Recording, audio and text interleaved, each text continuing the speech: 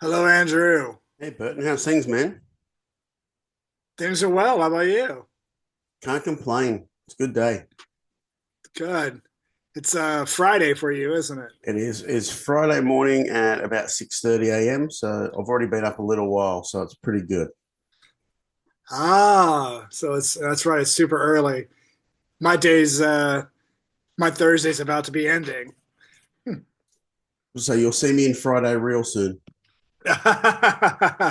Well, thank you for spending your time doing this with me. Thanks for taking the time. It's going to be great that you're back here in June. So now that you're back making your own tunes with your own band, it's going to feel good to be back after a little bit of time away. Absolutely. I'm super psyched, and I've been very, very happy working with the new group of guys. They're fantastic, and we're just coming up with some killer music. I got the first two songs that I released were not done with my band, but all the next songs that you'll be hearing are done with my band, and it's definitely a great progression. And we enjoy writing some new tunes together. Fantastic. Now, when you left your old band, you did take some time away. So, number one, what did you do to keep yourself from going nuts during that time? Because, we had lots going on. And two, you know, was it important for you to actually disassociate yourself from the business for a bit of time? Well, I definitely I took some time to stand back and do a lot of introspection and reflection, but I really never took myself out of the industry. I was really trying to formulate a plan, decide what I wanted to do, where I wanted to, how I wanted to do it, what type of band I want, what type of music I wanted to go forward with, and really finding my own voice. During that time, I learned Logic Pro, how to edit and to basically record my own demos. I was doing some remixing as well for other bands, which was really cool. Some mixing. I mixed a record or two. But I was just really finding my spot, staying in the staying staying in music as much as possible.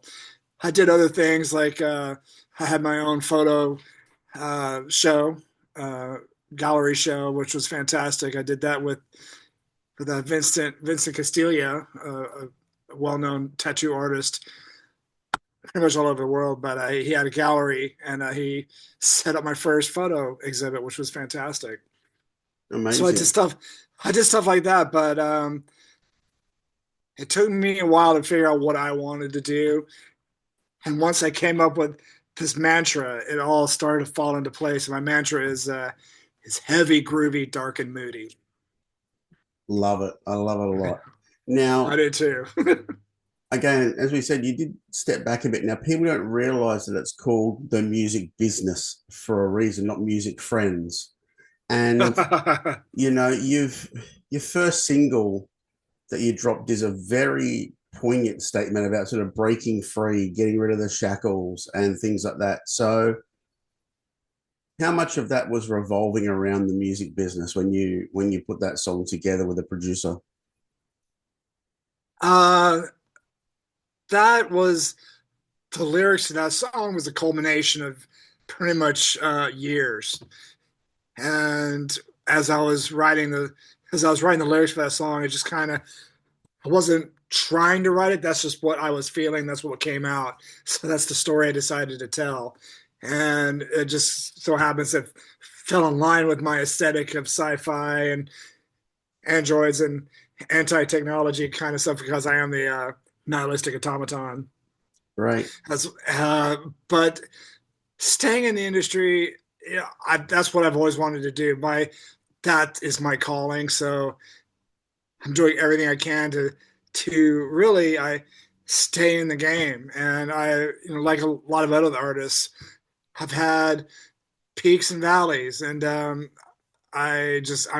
just now coming out of an incredibly deep valley, and Excellent. it's going well. I feel like I've got a grip, a group of guys that are 100 behind me 100%, and we're writing some cool stuff. But you know, the lyrics to Anti-Droid was really, it had to be said. And all my lyrics over the years are definitely personal. Yep. Sometimes most, 95% of my lyrics are personal. I have a way, but I have a way of putting it into the third person. Also, my second single, Technical Exorcism, was also somewhat personal, but the next two singles are more of a social commentary. Excellent. Now, with Anti-Droid, that video is nuts. Did you come up with the treatment for it? I No, Vincent Cordero, the producer and the filmmaker from Industrial Films, who who filmed it. He came up with the treatment, and kind of then I kind of edited it with him. So, but the idea was his, and it worked out. He and the producer of the song, Alex Crescione, who has his studios called Stygian Sound, they were the ones who produced that video, the song and the video, because one, they like the song so much, and then they just have, they're just looking out to support me and helping me launch my career again. Awesome. Now, you mentioned you've got a great group of guys behind you. So introduce Australia to your band. So the first person I started working with was Henrik Lind, and he is a local LA guitar player. And he was actually recommended to me by another guitar player. And so I met with Henrik, and he's done a lot of music over the years. He's a fantastic guitar player. He's from Sweden. He's a graduate of MI, but he was in a band called the Vitals, which was a very kind of post rock kind of sound, which I really appreciate. But his guitar playing is definitely capable to do anything that we're looking for. Uh, the bass player, Tony Baumeister, he's another local LA guy, and I've known him for since the early '90s. Ironically, we were both at the "Smells Like Teen Spirit" video shoot together. Wow. But I already knew him before that. But he was in a band called 16 for a while. Then he was in a band called uh, Cutthroats 9, which I was fans of both bands. And now he's in a band called Ages, which is a fantastic band out of LA. And so he's my bass player. My second guitar player, his name's Corey Clark, and he is a great guitar player who was recommended to me by Tony, who's also in Ages, but Corey also plays in a Paul McCartney tribute band called Baby I'm Amazed. And so he's playing the guitar, he's playing the lead guitar parts of whatever Paul McCartney's lead guitar player was.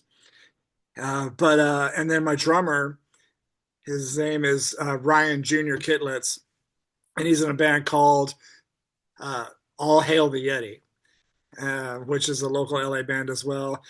And I met him in Vancouver years ago when I was working with City of Fire, and he was just hanging out. And I've known him for maybe 12, 15 years, but now the opportunity finally came together where I was able to recruit all these guys all at once, and they're not just great musicians, but they're great dudes as well. So they're all excited, as well as I am, to get down to Australia and just bang some tunes out. That's awesome, dude. Now, I've got to ask, compared to when you first started in the industry, music is consumed totally different now. It's singles driven, it's algorithms, it's streaming. I know it's annoying. It's annoying. Yep, that's one way of really putting it. Gone are the days of going to the record store and buying something even just based on the cover art. But right. For you, what do you feel you can do differently to get your music out there besides all the, let's just say, the bullshit that we have to deal with now for music? Well, being that I'm still an independent artist, I'm not signed. I'm not associated with any label at the moment. I have a management team and I have a booking agent. I decided about a year and a half ago when I started releasing singles that why put out a whole record all at once, when because I started noticing that if when bands put out a single, that got a lot of hype, and then like a month later they put out the whole record. Whole record kind of fell to the wayside. And I decided it's like, well, if I just release singles one at a time, have the ability to work on them one at a time, make sure they're right till make sure that they sound exactly the way I want them to sound before I release them. Have a video and just put it out there. That way I stay in the still able to stay out there kind of in the spotlight, and people keep up with me and hear what I'm doing. So that's what I decided to do. And it seems to be working out. I'm still getting some traction on my the next chapter of my career, and uh, it seems to be working out. People still are interested in hearing what I'm doing. Awesome. Now, when you get here, we'll be hearing tunes from GZR in the set. Yeah, you're gonna play a GZR, got a GZR song, a City of Fire song, Fear Factory, of course, Essential the Watchers, and some new songs that people haven't heard. Awesome. Have you So, been in touch with Geezer recently about maybe some new music together? not no, unfortunately not Geezer, but I've spoken to Pedro, the guitar player, and I've spoken to Dean Castronovo, the drummer, and they're both really interested and excited to maybe do some more music. Geezer seems a bit busy these days, just preparing for the last Black Sabbath show, but Yeah. we'll see. But I haven't spoken to Geezer in a while, but I wish him the best. Okay, I've got to ask a question because everyone in the rock world grew up on Sabbath. What do you think of Yes. this story about Ozzy's going to fly around on a flying throne for the last show? Oh my God, that's if it were to happen, it'd be fucking amazing. Just It's a good. I pictured that in my head a couple days ago, and I just picture Ozzy on a throne, just being levitated through the air with a microphone, and just the chair has wings, big black wings, and he's hovering around the audience, looking down and spitting on people, probably. it, well, he'd need to be strapped in like a NASCAR driver. He doesn't have the best balance. Yeah, you'd have to have a 5 point harness for sure. Yeah. Now, back to the set list. Aggression Continuum was kind of an album that fell by the wayside. Do you see much material getting played from that in your solo band? No, because I'm not focusing on Fear Factory. Yep. Obviously, Fear Factory is a major part of my career. So I am choosing the Fear Factory songs I am playing. I'm choosing songs that fit into my criteria of heavy, groovy, dark, and moody, which Fear Factory always did songs like that, from Soul Machine, Demanufacture, Obsolete, Digimortal, and so on. So there's that type of vibe that I'm looking for in each iteration, in each album cycle. But Yep. I'm not looking to play a lot of Fear Factory songs, just a handful, Okay, because cool. I got a lot of material to go through. There's like I mentioned all the bands before. I'm like Troy McClure of metal. Yep. No, but that's good. Like, I love the fact that when you're coming here, it's about the now, not about a retro tour. I think that's really important. Absolutely, play some new stuff, but play songs that people obviously know already, and Yep. songs that I also love, and songs that really didn't get a lot of attention uh, when Fear Factory was touring and I was with them. So that's something to think about. Now, when you first started out in the industry, things were a lot different, even just for you as a person. So, what do you do now to keep yourself grounded, keep yourself healthy when you're going to be out on the road? Uh, I think I don't really do anything different than I've always done. Like, I don't really, well, I'm not drinking as much as I used to, that's for sure. And I don't smoke as much as I used to. I never smoked cigarettes, I just smoked weed. Yep. But I've always managed to take care of myself and stay healthy. So I'm just keeping that up. Staying, there's things that happen in life that mentally exhaust us on a daily basis, Yeah. be it personal or social. So I'm able to have the ability to deal with it in my way. I do a lot of writing. I do a lot of introspection, but I'm happily married, and I'm able to be grounded in the way where it helps it helps my psyche. And preparing for this tour is the only thing I'm thinking about at this moment. So that's planning for the future is a very healthy and a very healthy mental state to be in. Awesome. Who are you listening to at the moment? Are there any new bands that are exciting you? The first band that comes to mind is a band called Spirit in the Room Okay. out of LA. They're great guys. They opened up for us in LA last June. Uh, I've known Dennis for some time. Dennis is the lead singer and the main guy, and he's got a great band, and their sound is developing so much that I love it. And they have a new release on Housecore Records, which is Phil Anselmo's label. Mhm. Um, there's another band that's brand new, really coming out of Oklahoma, called My Witch My Blood. That's really good.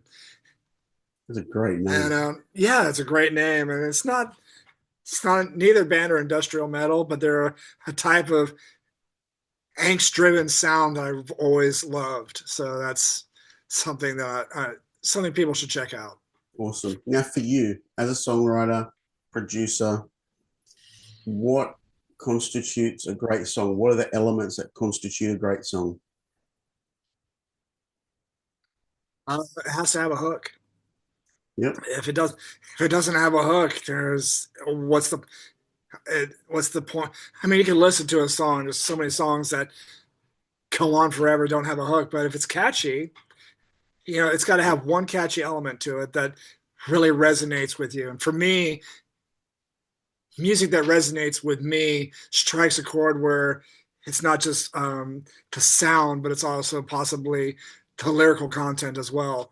The vocalist will deliver a line that sometimes I listen to music and a vocalist will deliver a line that sends shivers up my spine. I'm like, whoa, Yeah. that's cool. So music it has to resonate with you. Yeah. Strikes a chord. We're all made of vibrations. We're all vibrational beings, and there's music out there that vibrates with the frequency that we're all vibrating individually at. So there's a lot of music out there that I vibrate with that I think I'm trying to expose to everybody else. It's like heavy, groovy, dark and moody. Here we go. Awesome, man. Now, before I let you go, give us down the barrel what we're going to expect when Burton C. Bell hits Australia.